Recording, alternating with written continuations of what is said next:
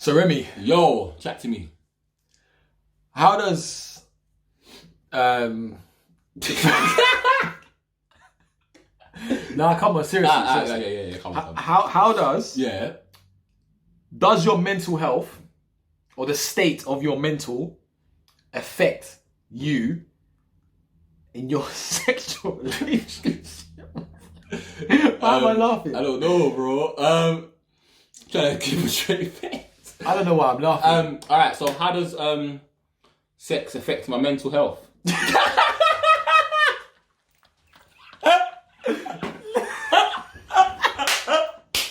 I don't know why. No, my child is mad. Yeah, this is chat. Yeah, this is mad. To answer your question, Yes, Remy. I know the reason why we're laughing, but My God. Because your mum might be watching this video. Because if she watched the last one, she's probably gonna watch. But alright. Anyway, Alright, go on. seriously, yeah, it does. It affects it because it's something that people. I believe that sometimes when you're dealing with these things, you use different substances excessively. Some people might use drugs. Some people might befriend a lot of people. Some people might have sex with a lot of people because that's just their... So you're moving on the lines of if you're not 100% with yourself, maybe you may use that. That may become like an addiction. yeah, it could become an addiction. So it become like a repetitive habit that you use to potentially feel better about yourself. Yeah, exactly. Wow, that's quite deep, you know. Rather than dealing with the actual topic of the situation. So Rather than actually getting help. yeah. So I'll be honest, like not now, but I've been through that stage. Okay. You know, What stage is that? I won't specify, but it's a stage where like the sex was a bit bigger than what it should have been in a relationship. Yeah, bigger than But so a level of intimacy was bigger than the actual because then it's mad. Like maybe it provided you with a feeling or a release. Yeah, it made you feel like you was doing something right. Okay. Sometimes you get into your head that you're doing something wrong all the time, and when you're down, bruv, you think everything you do is not there, it's not working. You know. Okay. You do need that I won't say excitement, but you need that one positive that you believe is a positive, even if it's not a positive. It could be a total negative, but in your eyes it's a positive. So you start doing it a lot excessively. I won't say I was never like addicted to sex, but I definitely did use sex to make myself feel better. Okay. Yeah. Well, yeah, man, I think that's definitely a gem right there when you spoke about it and you mentioned how sometimes when you're maybe struggling, you use other things as a way of as a coping mechanism. Yeah, I'll say that. You know, some people may take drugs, some people may drink a little bit too much, some people even gym. Yeah. You know? And that's a positive. That's I always say flip way. Yeah, no, I always say health wise is a positive, if you're addicted to being in shape. But however, anything that is an addiction can also be a negative. 100%. If like say for example you have an injury and you can no longer utilize working out, and that is your main form of feeling better about yourself, what happens next? What is the depression then? Exactly. What is your secondary support? Yeah. After that, what makes you feel better? I think you need more than one layer. Yeah, when it comes obviously, to you can't just rely on, because if you rely on one thing, I think then you put yourself in a box where if that does mess up, then you're gonna it's gonna be bad for you because that's the only thing you're relying on. That's the only thing you have. Yeah. Have you been through something like that? Have you ever when it comes to like sex and depression, have you?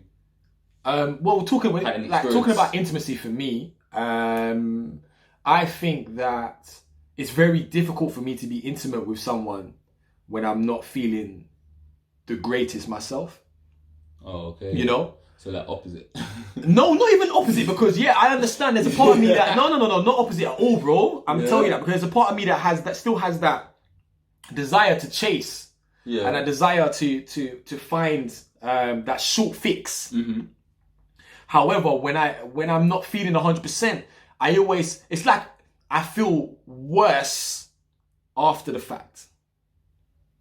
And I think that's 100%. I think that's the case with most 100%. people. Even with me, bro. You Even know? with me, 100%. like, Like, yeah. You have that short-term relief Yeah, in that moment. Yeah, but then when after it, 100%, you feel way worse. Yeah, 100%. And you think, why did I even what was What was the point? Yeah. Like, why would I even put myself? Anything? Exactly. It's like what you said in the last video about that plaster.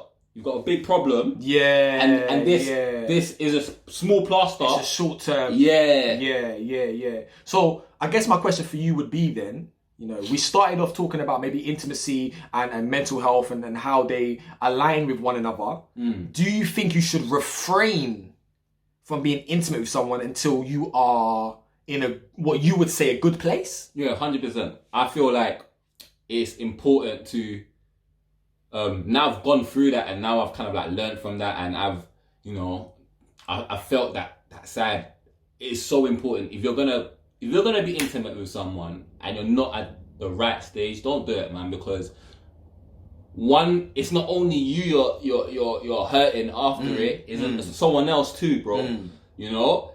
It's someone else. That connection, you possibly don't have that connection with that person, but you don't know if that person has that connection with you, you know, and it's a difficult thing for other people to understand sometimes. So I think that you have to maybe not be selfish and yes, only have that intimacy when you're at that level with someone. Don't be selfish. Don't feel like, this makes me feel better. What if it's not a person though? What if it's like porn? It's the same thing.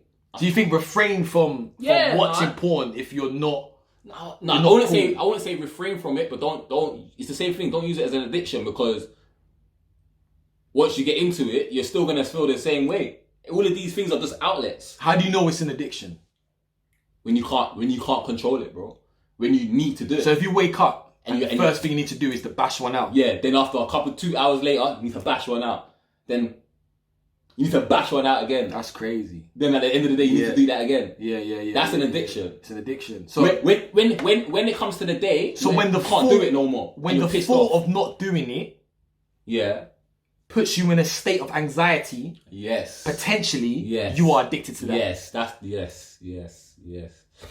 I think that was a gem. That's a gem. Yeah. What can we get something like? What can we get like? Remember the thing in Sims, fam? They had the Sims. The little diamond thing. We need some effects. We need some effects. But right now, this is just what two broke friends can do with a limited budget. I mean, if anyone out there want to help us out and get some effects and stuff, that'd be amazing. That'd be great. But I mean, it's a sensitive topic when you're talking about intimacy and you're talking about, you know, mental health. You bring all of these very sensitive topics, taboo to a certain degree. I mean, not so much now. There's a lot more conversation around these topics. Being open a little bit more. But it's difficult because how might you say to someone, hey, we've been kicking it for some time. I think you're amazing. I think your body's banging. But actually, I'm not really in the right space at the moment, or I have in the past I have become addicted, so I want to take time because that's warning bells. Imagine if you told that to someone that I want to take time because in the past I've not managed intimacy very well. It's crazy. Do you know what? It goes back to what we said in our last video, man, about relationships and mental health. When is the right time? When do you have that conversation with that person? Does it depend on the person? Sorry. Yeah. Does it depend on you? There's a lot of interlinking arguments, isn't it? Yeah. Discussion. Like, I'm not gonna sit on the fence with it, but for me personally, if I had that issue and I had to break it down to someone, I wouldn't know. I wouldn't know when the right time is. I think I would just have to go with the vibe. Like, I wouldn't know when I would want to tell them soon. Okay. Because let's not lie, sex is an important thing in a relationship. I think sex is one important thing in a relationship, but you need to know how to manage it. And if you've got stuff you're dealing with, you're not going to know how to manage it. Deeper point. Yeah, go on. Do you agree then that sex should only happen in a healthy environment? Yes. And when I say healthy environment, what I mean is two people who are in a place of peace. Yes. 100%. They both want to 100%. partake in this level of intimacy. 100%, bro. Because we're talking about like mental health, for example, but some people just have sex because they feel it's the next step. Not because they actually want to, but they just, I've been on couple dates. We should have sex now. I should give my body to this person. If I don't give my body to this person, they're going to start looking at me sideways, of course. Yeah, that's the stigma. But you would agree that we should, not that we always do, but we should refrain from having sex unless it's what appears to be a healthy situation. And bro, you could go on 3 dates or 2 dates or even 1 date. But if you're at that stage where your mental's okay and her mental's okay, why not? It's like I said, I won't put when it comes to sex. It's a hard one to do timelines. Yeah, right? I won't put because with me personally, I don't think you should put time in on sex. Someone could leave you after you've been waiting 3 months to have sex with them. They can leave you the next week. Okay. Like with me, the sex thing it just depends on the people. So if your mental is okay and you've gone on 2-3 dates and you feel like it's the right time, well, then do it. Do it. That was a squeaky voice. Then do it. I feel like you're giving some advertisement to Nike. Just do it. That was a good one. That was a gem on the slide. Yeah, I Do you agree or disagree? For me, I feel like it's not something that can be arranged. It's not something that can be like, okay, we're gonna wait 3 months and then after. I feel like it's something that has to transpire naturally. 100%. Yeah, there has to be an organicness to it. Yeah, I believe. that vibe, and you know, 100%. Yes. You have to we can talk logic, but when you involve energy can throw logic out of the window. When you connect with someone on a more spiritual level and you feel like our energies are in alignment, everything could be fast forward. Yeah. Now, it's important to understand your boundaries. Yeah.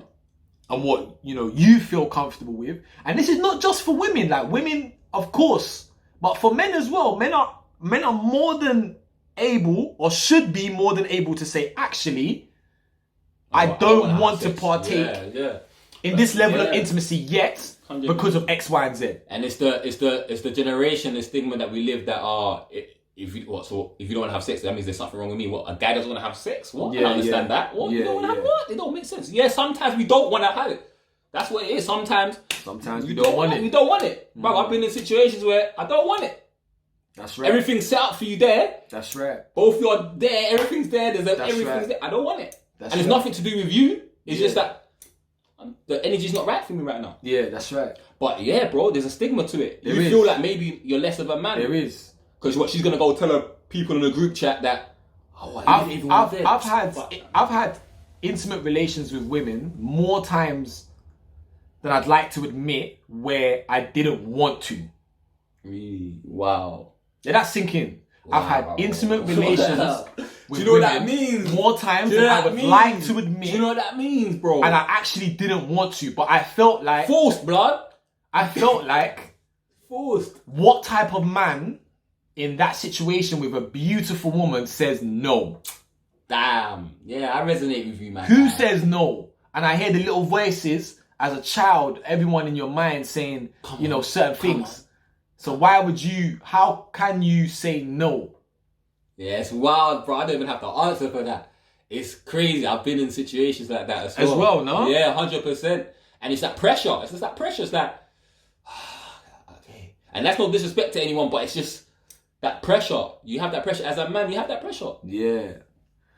But all right, so I'm gonna. It's a sensitive subject. I'm gonna wrap it up. I'm gonna wrap it up. So our original question, I guess, or discussion topic, I guess, was around mental health and sex. Yeah. We laughed at the beginning. I don't know why, childish. But to close off, in your opinion, you do believe that intimacy is something that needs to take place not only in a safe environment, but you yourself need to feel comfortable. You should never do it if you feel like it's like a tick. It's like something that you need to itch. It's like an itch, basically. No, trust me, don't. I feel like if we should break that narrative. If you feel like you don't want to do it, and trust me, your body will tell you if you want to do it or not. Yeah.